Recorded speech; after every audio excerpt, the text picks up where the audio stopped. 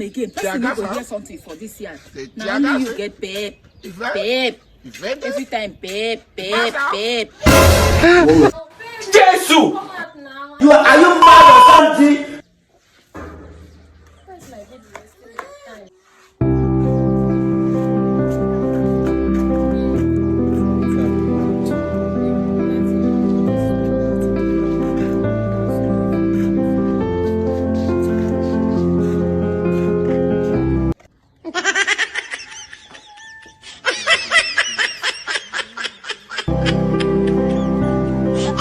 This mumu know how many thousands of girls where this guy they knock for this house. She go dey control herself if she come this year. Every time she come, she make noise like say na own na better pass. And she come on another woman they enter. You go come make noise. The boy they even they carry fine girls for this year. Person know they hear him voice.